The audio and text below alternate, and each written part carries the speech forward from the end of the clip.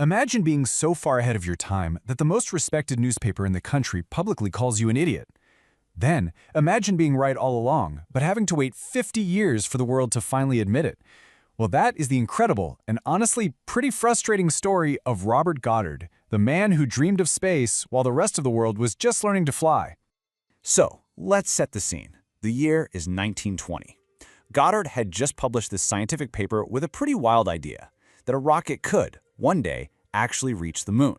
Now, the public reaction wasn't just skeptical, it was vicious, and leading the charge was the New York Times, with an editorial that was, to put it mildly, absolutely brutal. I mean, wow. The sheer confidence of this insult is just stunning. The Times wasn't just questioning his big idea, they were attacking his basic competence as a scientist. They were literally claiming a high school student knew more physics than he did. And of course, they had completely misunderstood Newton's third law of motion. And this was the man they were ridiculing, Dr. Robert H. Goddard. He wasn't some wild-eyed dreamer, he was a meticulous physicist from Worcester, Massachusetts who had actually done the math. Where the public saw fantasy, he saw applied physics. Here's the thing. Goddard was right, and the New York Times was spectacularly wrong. A rocket gets its thrust by throwing mass, its hot exhaust gases, out the back. It doesn't need air to push against. In fact, air just creates drag, so a rocket is way more efficient in the vacuum of space. It's like the most foundational principle of rocketry. So as you can imagine, this public humiliation had a huge effect on Goddard. But he didn't fire back with angry letters or try to defend himself in the press. Instead, he just disappeared from the public eye. Instead of fighting with ink, he fought with engineering. That whole experience made him incredibly secretive, almost pathologically so. He patented his ideas, sure, but he shared very few of the practical, nitty-gritty details because he was terrified his work would either be stolen or, even worse, misunderstood and mocked all over again. And this secrecy, it's going to have some profound consequences later in our story. And while he was working in silence, his accomplishments were just monumental. In 1926, he launched the first liquid-fueled rocket in history. I mean, a moment as significant as the Wright brothers' first flight, but it happened on a quiet farm with almost nobody watching. He went on to break the sound barrier and hit incredible altitudes, all while the world remained pretty much clueless. And now the story takes a really dark turn. The world goes to war, and this terrifying new weapon starts appearing in the skies over Europe, the German V-2 rocket. And when American experts got a look at it, they noticed something familiar. Okay, look at this. On the left, you've got Goddard's P-series rocket from the early 1940s. And on the right, the Nazi V-2. The similarities in their basic design, the turbopumps, the gyroscopic guidance, the steering vanes right there in the exhaust, they're just undeniable. The resemblance was so strong, it sparked a question that's lasted for decades. I mean, it seemed like the only logical explanation, right? How could two completely separate teams, working in total secret an ocean apart, arrive at designs that looked so much alike? The world, which at once laughed at Goddard, now started to suspect he'd been a victim of espionage. And Goddard himself was convinced. When he finally saw diagrams of the V-2, he immediately recognized his own work. He felt that the Germans had somehow, someway, gotten their hands on his designs and used them to build their weapon of terror. So for years, this stolen ideas theory was what almost everyone believed. But when historians really started digging into the archives, a much more complicated and way more ironic story started to emerge. And the answer wasn't about theft. It was about the very secrecy that had defined Goddard's life.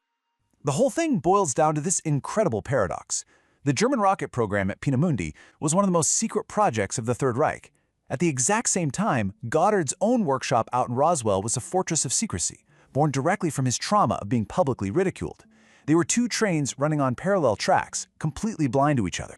And the evidence is just overwhelming.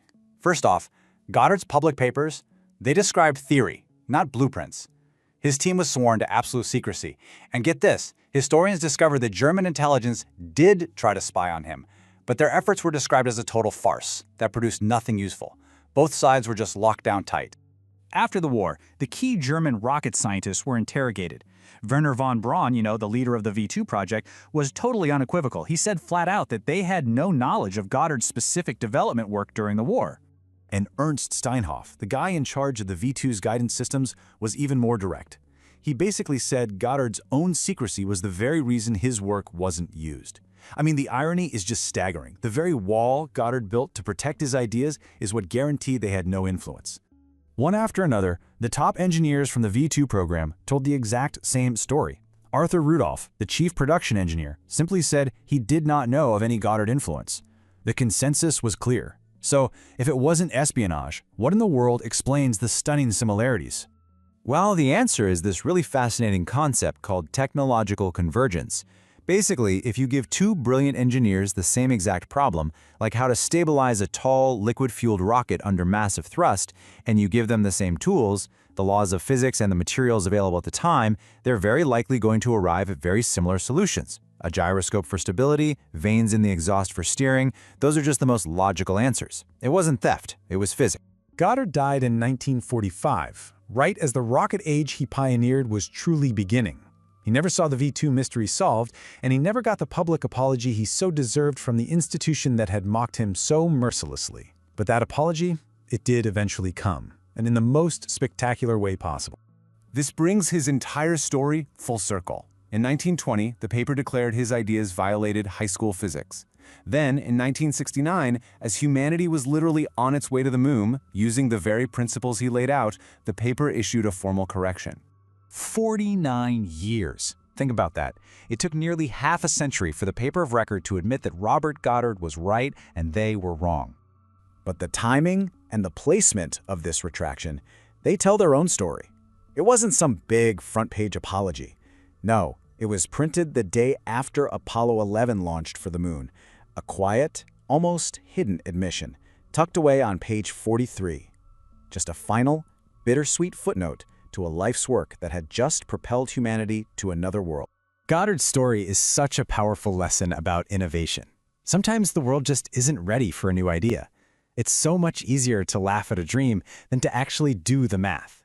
But as Goddard proved, the laws of physics don't really care about editorials. They just wait for someone persistent enough to prove them right. It really makes you wonder, doesn't it? Which of today's ridiculous ideas will be tomorrow's reality?